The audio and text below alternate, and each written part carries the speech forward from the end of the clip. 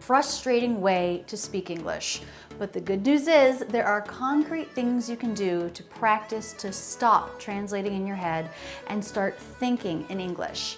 In this video, we're going to give you tips and strategies to start thinking in English, stop translating in your head, and increase fluency speaking English. And what a better way to start 2020 than with this goal.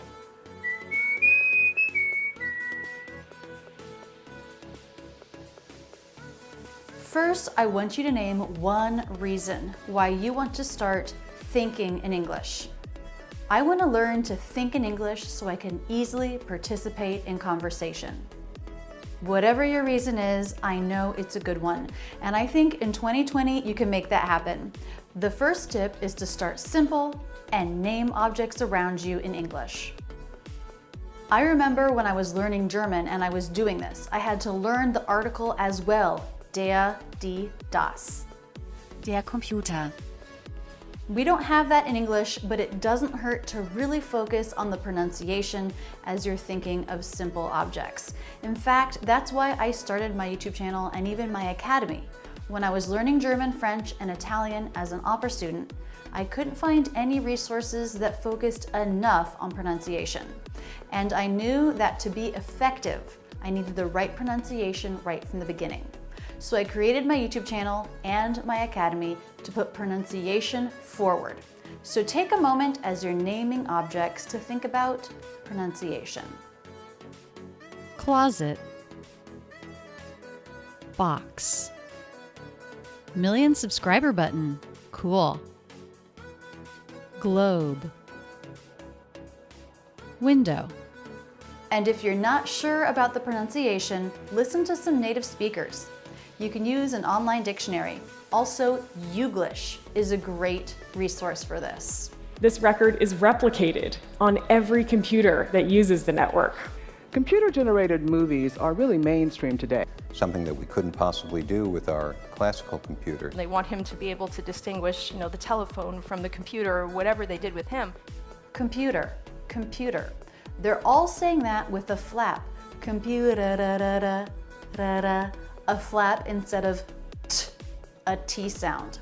Computer, computer, middle syllable stress. If you can add this step of focusing on the pronunciation and listening to native speakers, awesome. If not, if you only have 15 seconds and you're naming as many objects as you can, that's okay too. So that's step one, and it's simple. Take a moment, look around you, and name all of the objects that you can in English. If you can do that very easily, then you can move on. But if that's a challenge for you, spend some time on object naming.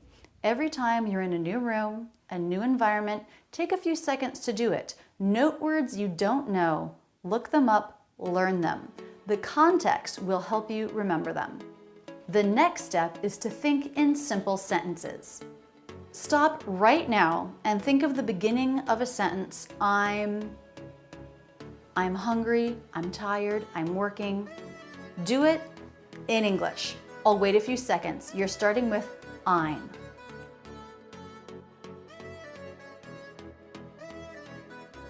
Now look around you. What can you say about anything in your environment? This chair is comfy. The drawer is open. My desk is messy. That one's easy because it's almost always true. If there's something you can't describe, look up the words you need in a dictionary, memorize it. Memorize that phrase. Learning in context like this will help. Speaking of dictionaries, see if you can do this. Get an English-only dictionary rather than a translating dictionary between English and your native language.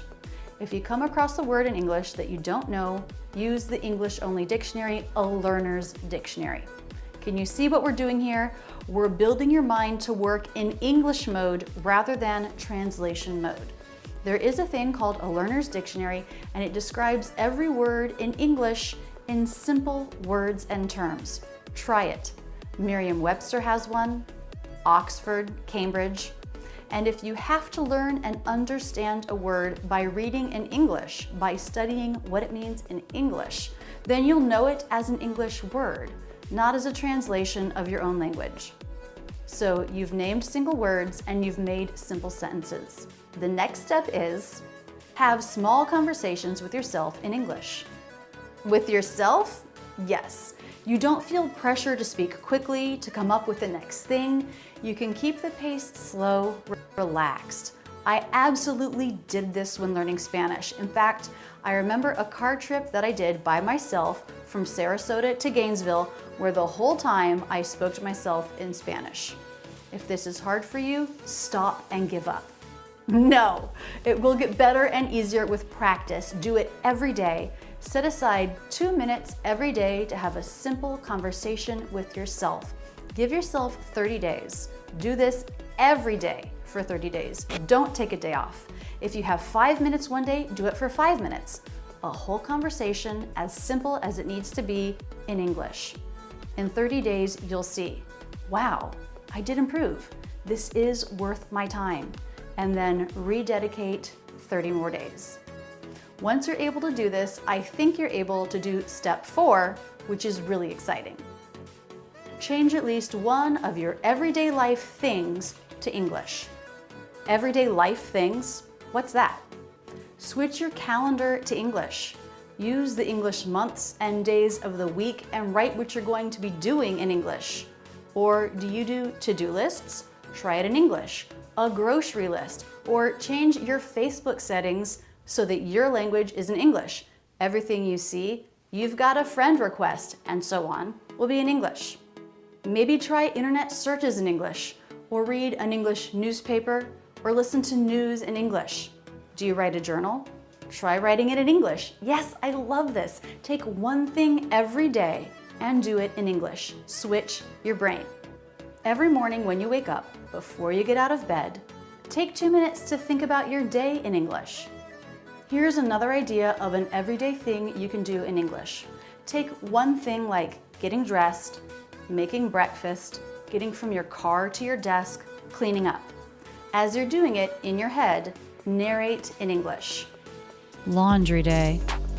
That's light, that should go there. Let's see, does this need to be sprayed for stains? Yeah. Better spray it. All right, let's load up the washing machine. Oop, that's too light. That should go there. Okay, shove it all in. Let's get some soap. Where is that? Here it is. Put it in there.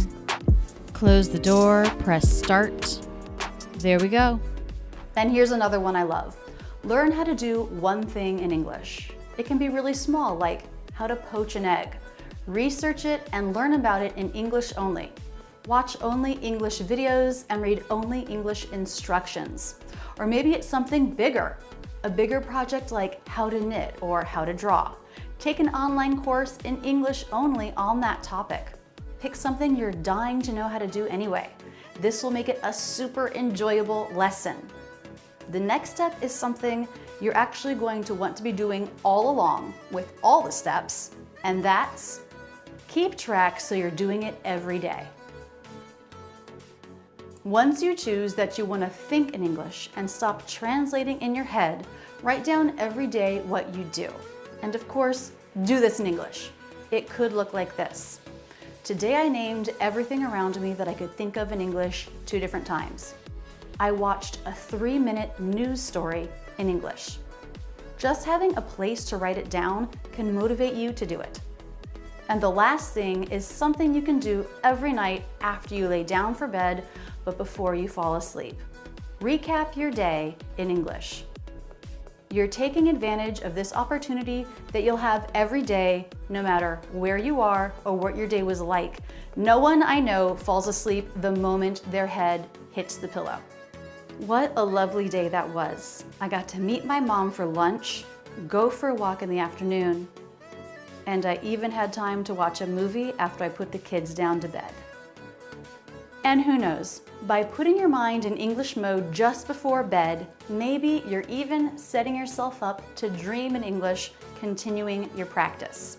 The brain does amazing things with what it's learned that day while you sleep. What have you done to build a consistent English practice to help you start to think in English?